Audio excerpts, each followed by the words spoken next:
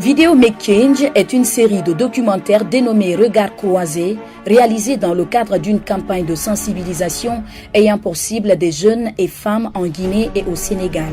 L'objectif visé par cette action est de promouvoir le rôle des femmes et des jeunes dans une société où leur contribution n'est pas mise en lumière. Ce premier numéro mettra l'accent sur l'engagement citoyen dans les processus électoraux au Sénégal et en Guinée. Les élections africaines sont souvent sanctionnées par des conflits dus au manque de transparence et au non-respect des textes juridiques. C'est pour cette raison que depuis quelques années, beaucoup de femmes et de jeunes essaient de s'impliquer dans le processus à travers des actions citoyennes. En Guinée et au Sénégal, le Balai citoyen et l'Institut de Gorée de Dakar se sont spécialisés dans le monitoring des élections et de la gouvernance. Le monitoring est plus structurel en termes d'observation et s'inscrit dans la durée. Et c'est en cela que nous avons pensé qu'il serait bon de se focaliser sur le monitoring des élections.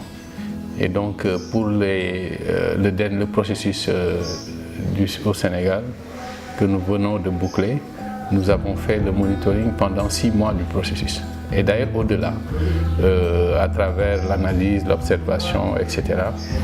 Maintenant, à 6 mois des élections, nous avons fait le monitoring du parrainage. Le parrainage qui a fait couler beaucoup d'encre et qui en réalité nous mettait dans une forme d'illisibilité du processus. Étant donné que c'était inédit, on ne savait pas ce que ça allait nous donner comme résultat. Donc nous avons pensé qu'il serait bon, étant donné que c'est un nouveau phénomène, c'est nouveau au Sénégal dans le cadre juridique. En termes de comportement, ça pouvait impacter les comportements des acteurs et ça pouvait également impacter le jeu des acteurs, raison pour laquelle nous avons pensé qu'il serait bon de faire le monitoring du parrainage pour pouvoir après faire des propositions qui permettraient sûrement d'améliorer la loi. Notre ère impose à tout citoyen de s'intéresser à sa gouvernance, qu'il soit dans le domaine environnemental, dans le domaine économique, politique ou social. Donc nous faisons en sorte que les jeunes qui soient mieux informés, mieux outillés, mieux renforcés pour que chacun soit gendarme de sa société. Du point de vue électoral, nous participons à la formation, au déploiement des moniteurs afin d'observer tout le processus électoral. Donc à ce niveau, des avancées ont été faites, mais nous avons aussi pris la peine sur nous-mêmes d'aller exporter un peu les expériences des autres États afin que nous puissions apporter beaucoup plus de souffle au processus électoral en Guinée. Donc les élections ne doivent pas être source de conflits, source de problèmes. Nous devons tous travailler pour que ça soit un jeu politique, un jeu dans lequel les diversités ethniques, régionalistes, communautaristes peuvent se retrouver et parler d'une seule et unique voix qui est la voie à aider le pays à avoir des dirigeants à la fois légaux et légitimes, nous permettant d'asseoir l'ancrage de cette démocratie, mais teinté sur des valeurs de bonne gouvernance. Sénégal Vote a joué un rôle très important dans l'élection présidentielle sénégalaise de 2019. Le Sénégal Vote avait pour but de faire en sorte que beaucoup de Sénégalais aillent voter, s'inscrire sur les listes, aller retirer leurs cartes, les inciter, parce que c'était très problématique la communication autour des cartes. Comment refaire sa carte quand on l'avait pas perdu, comment refaire sa carte quand la carte n'a jamais été éditée. Donc il fallait faire toute une communication sur cela pour que les gens aillent retirer leurs cartes mais aillent voter. Et en allant voter aussi, qu'ils puissent voter en connaissant un peu les programmes des candidats. C'est ce qu'on appelle un peu le vote utile. Donc on a voulu une participation massive, mais de qualité. Parce que c'est un devoir citoyen.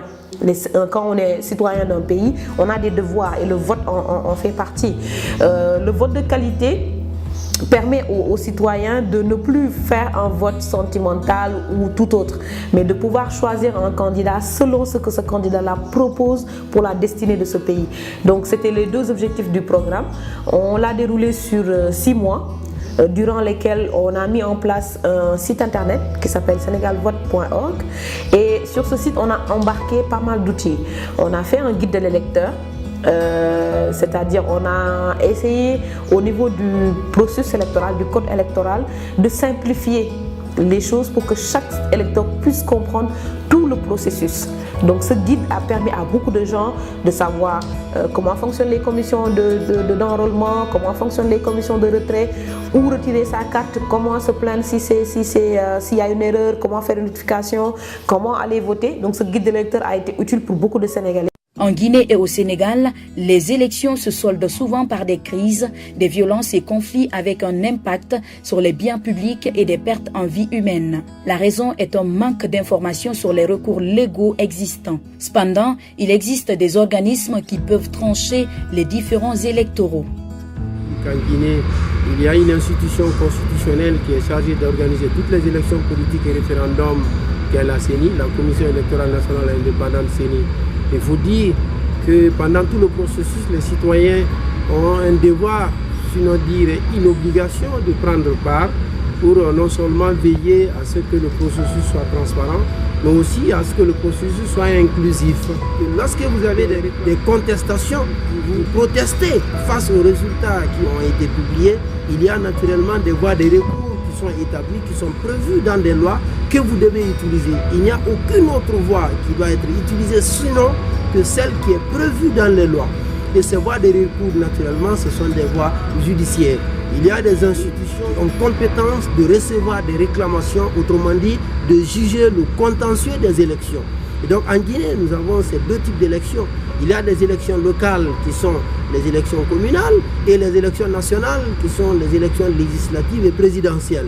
Pour ce qui est des élections communales, les juridictions compétentes pour connaître le contentieux, ce sont les tribunaux de première instance. Lorsqu'il s'agit des élections nationales, c'est la Cour constitutionnelle qui est compétente. L'article 94 de la Constitution établit cela de manière très claire que ce sont les seuls recours qui sont donnés aux citoyens pour protester face aux résultats qui sont donnés. Ce qui exclut de facto l'usage de la rue. Cette implication des femmes et des jeunes pousse aujourd'hui de nombreuses personnalités indépendantes à plaider en faveur d'une meilleure prise en compte de leur voix dans les instances de décision et leur positionnement sur les listes électorales des partis politiques. En 2019, nous avons comptabilisé 4 femmes candidates. J'étais moi-même avec M. Moundiaï Sissé au niveau du Conseil constitutionnel en tant qu'observateur du processus électoral. Et pour ce processus, nous avions enregistré 27 dépôts, dont 4 femmes. Quand on a reçu les candidatures féminines, je disais à mes collègues la joie qui était en moi d'enregistrer pour la première fois au Sénégal 4 candidatures féminines. Le processus étant ce qu'il est, la loi sur le parrainage, malheureusement, n'a pas retenu de candidature féminine. Personne ne peut mieux revendiquer à notre place et personne ne peut faire passer nos décisions mieux que nous. Si nous prenons le constat des statistiques des dernières élections législatives, si on prend déjà le quota d'au moins 30% accordé aux femmes, il y a eu assez de plaidoyer pour la prise en compte des femmes et des jeunes sur les listes électorales, mais fort malheureusement à des positions vraiment qui ne les permettaient pas de briguer l'Assemblée nationale. Donc cela fut vraiment très décevant pour les jeunes et les femmes qui évoluent au sein des différents partis politiques. Comme on le voit, les femmes et les jeunes de Guinée et du Sénégal partagent les mêmes préoccupations quant à leur engagement pour la transparence électorale. S'il arrive fréquemment des violences post-électorales, la méconnaissance de l'existence des législations et l'insuffisance des représentativités des jeunes et des femmes dans les instances de décision en sont les principales explications. Il serait urgent que la classe politique apporte des réponses adéquates à cette situation.